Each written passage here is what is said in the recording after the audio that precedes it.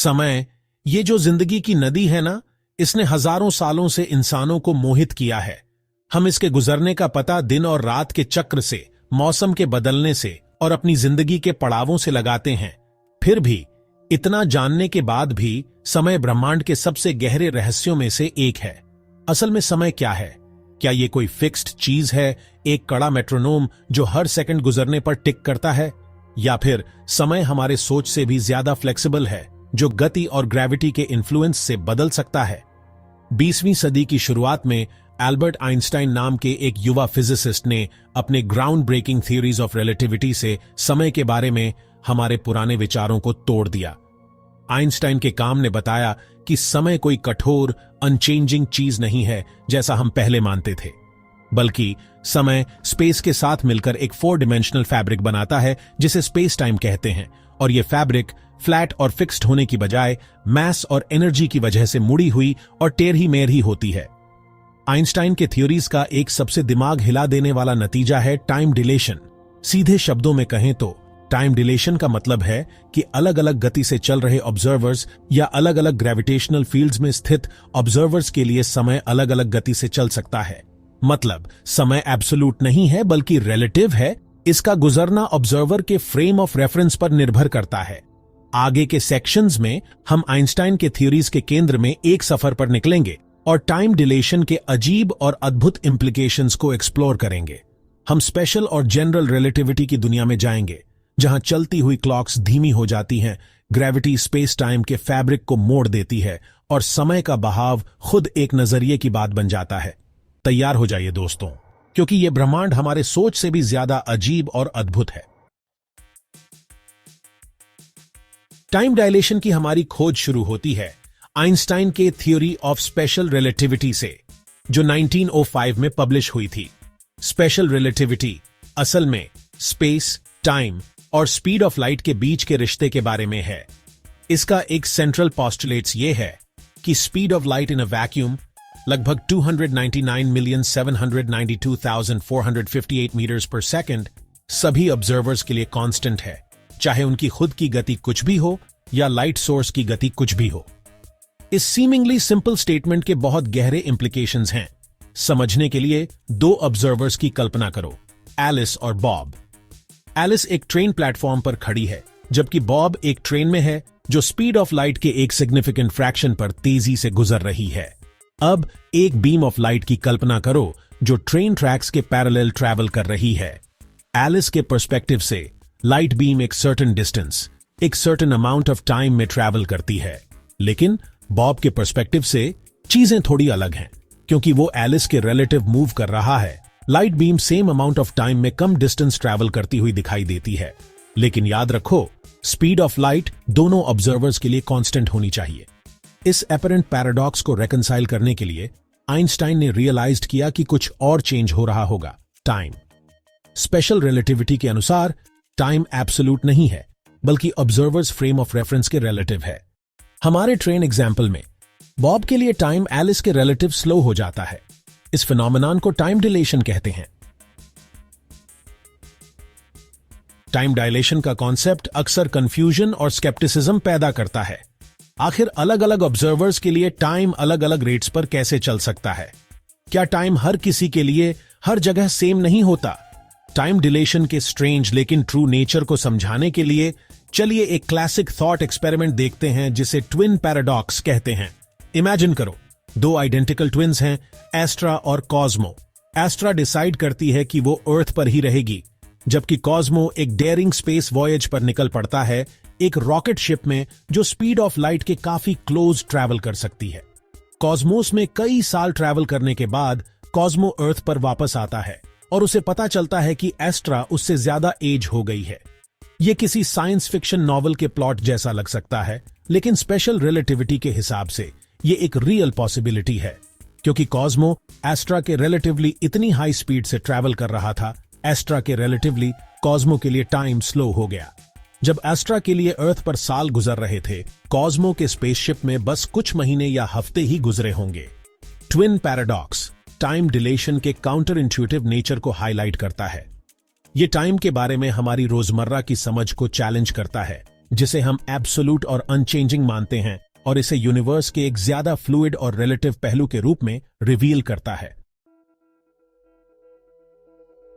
जहां special relativity time पे relative motion के इफेक्ट्स के बारे में बात करता है, 1915 में पब्लिश हुई आइंस्टाइन की जनरल रिलेटिविटी की थ्योरी ग्रेविटी और टाइम के डीप रिलेशनशिप के बारे में बताती है। जनरल रिलेटिविटी कहता है कि ग्रेविटी क्लासिकल न्यूटोनियन सेंस में कोई फोर्स नहीं है, बल्कि स्पेस टाइम के कर्वेचर का रिजल्ट है। स्पेस टाइम को एक बड़े फ्लेक्सिबल फैब्रिक की तरह इमेजिन करो। मैसिव ऑब्जेक्ट्स जैसे स्टार्स और प्लैनेट्स इस फैब्रिक को वार्प और डिस्टॉर्ट करते हैं, जिससे वो बनता है जिसे हम ग्रेविटी कहते हैं। जैसे एक बोलिंग बॉल ट्रैम्पोलिन पे रखने से फैब्रिक में एक डिप बनता है, वैसे ही एक मैसिव ऑब्जेक्ट स्पेस टाइम में एक ग्रेविटेशनल वेल बनाता है। स्पेस टाइम के इस कर्वेचर का टाइम पे बहुत गहरा इफेक्ट होता है। जनरल रिलेटिविटी के हिसाब से स्ट्रॉन्गर ग्रेविटेशनल फील्ड्स में टाइम स्लो हो जाता है। इसका मतलब है कि अर्थ पे सी लेवल पे जहां ग्रेविटी स्ट्रांग होती है, टाइम थोड़ा स्लो चलता है कंपेयर टू हायर एल्टीट्यूड्स पे जहां ग्रेविटी थोड़ी वीक होती है। Section 5 times distortion evidence in the cosmos. 5वां भाग समय का बिगाड़ ब्रह्मांड में सबूत। The concept of time being warped by gravity might seem like something straight out of science fiction, but it is a very real phenomenon that has been experimentally verified numerous times. गुरुत्वाकर्षण से समय के बिगड़ने का विचार science fiction जैसा लग सकता है, लेकिन यह एक असली घटना है जिसकी कई बार एक्सपेरिमेंटली वेरीफाई किया जा चुका है। One of the most compelling pieces of evidence comes from the behavior of atomic clocks, which are incredibly precise time-keeping devices. इसके सबसे जबरदस्त सबूतों में से एक एटॉमिक क्लॉक्स के व्यवहार से मिलता है, जो बहुत ही प्रिसाइज टाइम कीपिंग डिवाइसेस होते हैं। In the 1970s, physicists carried out experiments in which they flew atomic clocks aboard airplanes in opposite directions around the world. 1970 के दशक में फिजिसिस्ट ने ऐसे प्रयोग किए जिनमें उन्होंने दुनिया भर में एयरप्लेन्स में एटॉमिक क्लॉक्स को विपरीत दिशाओं में उड़ाया। When the clocks were reunited and compared to a reference clock on the ground, they showed slight discrepancies in their readings, precisely as predicted by general relativity. जब घड़ियों को फिर से इकट्ठा किया गया और जमीन पर एक रेफरेंस क्लॉक से तुलना की गई, तो उन्होंने अपनी रीडिंग्स में थोड़े से अंतर दिखाए, ठीक जनरल रिलेटिविटी के प्रेडिक्शन के अनुसार। The clocks that had flown eastward in the direction of Earth's rotation had ticked slightly slower than the clocks that had flown westward. जो घड़ियां पृथ्वी के घूमने की दिशा में पूर्व की ओर उड़ी थीं, वे पश्चिम की ओर उड़ने वाली घड़ियों की तुलना में थोड़ी धीमी चलीं। Another striking example of time dilation comes from the study of distant objects in the universe, such as quasars. समय के फैलाव का एक और चौंकाने वाला उदाहरण ब्रह्मांड में दूर की वस्तुओं जैसे क्वाजर्स के अध्ययन से मिलता है। Quasars are incredibly luminous and distant objects powered by supermassive black holes. Quasars अविश्वसनीय रूप से चमकदार और दूर की वस्तुएं हैं जो supermassive black holes द्वारा संचालित होती हैं। As light from these quasars travels through the universe, it passes through regions of varying gravitational fields. जैसे ही इन क्वाजार से प्रकाश ब्रह्मांड के माध्यम से यात्रा करता है, यह अलग-अलग ग्रेविटेशनल फील्ड्स वाले क्षेत्रों से होकर गुजरता है। According to general relativity, the light's wavelength should be stretched or redshifted as it climbs out of gravitational wells and compressed or blue-shifted as it falls into them. General relativity के अनुसार प्रकाश की wavelength को खींचना चाहिए या रेडशिफ्टेड होना चाहिए, क्योंकि यह ग्रेविटेशनल वेल्स से बाहर निकलता है, और संकुचित होता है या ब्लू शिफ्टेड होता है क्योंकि यह उनमें गिरता है। This phenomenon, known as gravitational redshift, has been observed in numerous astronomical observations, providing further evidence for the warping of time by gravity. यह घटना, जिसे ग्रेविटेशनल रेडशिफ्ट के रूप में जाना जाता है, कई एस्ट्रोनॉमिकल ऑब्जर्वेशंस में देखी गई है, जो गुरुत्वाकर्षण द्वारा समय के बिगड़ने का और सबूत प्रदान करती है।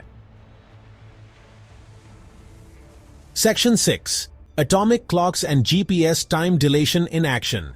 यह है छठा भाग, एटॉमिक क्लॉक्स और GPS time dilation in action. The effects of time dilation, while seemingly esoteric, have very real and practical implications for our everyday lives. Time dilation का असर भले ही सुनने में थोड़ा अजीब लगे, पर हमारी रोजमर्रा जिंदगी में इसका बड़ा असली और जरूरी रोल है। One of the most striking examples is the Global Positioning System, or GPS, which relies on a network of satellites orbiting Earth to provide precise location data to users on the ground.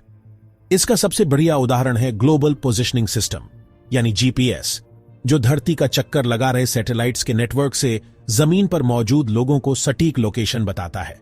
GPS satellites carry atomic clocks that are synchronized with clocks on Earth.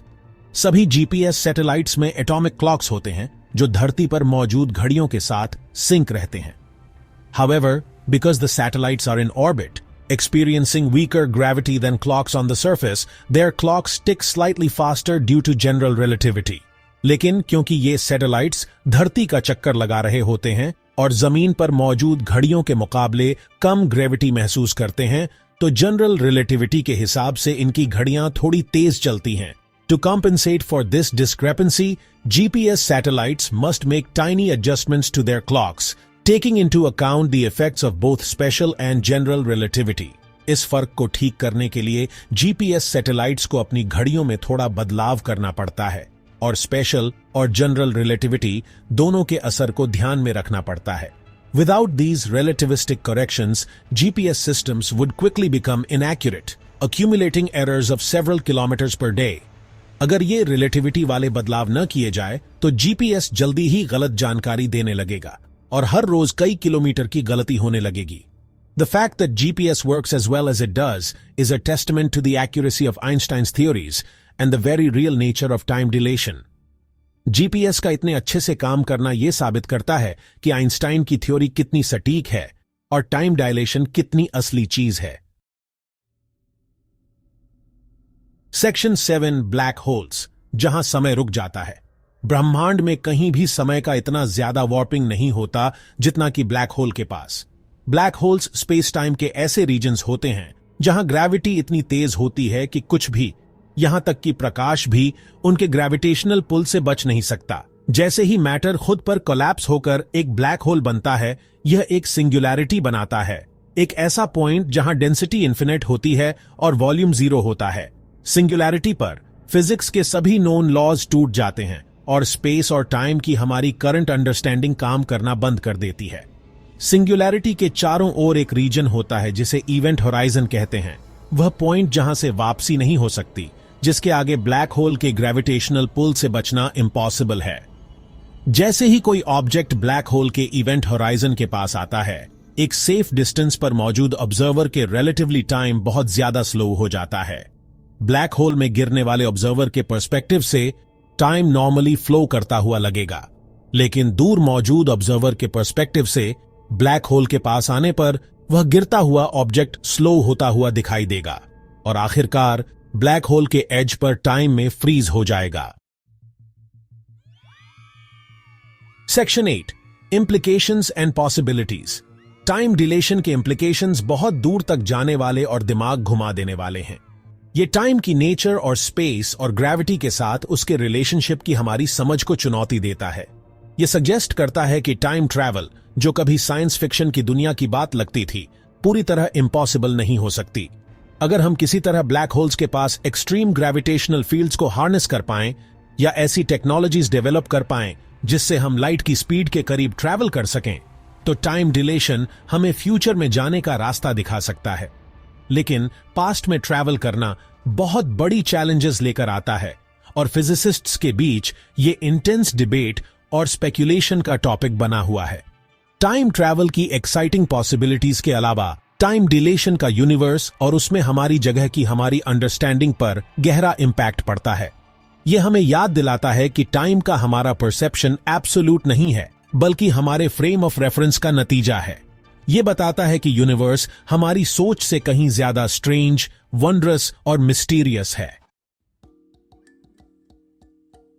भाग 9 उपसंहार, अद्भुत ब्रह्मांड। समय विस्तारण की हमारी यात्रा हमें ट्रेन्स के रिलेटिव मोशन से ब्लैक होल्स के एक्सट्रीम ग्रेविटी तक ले गई है।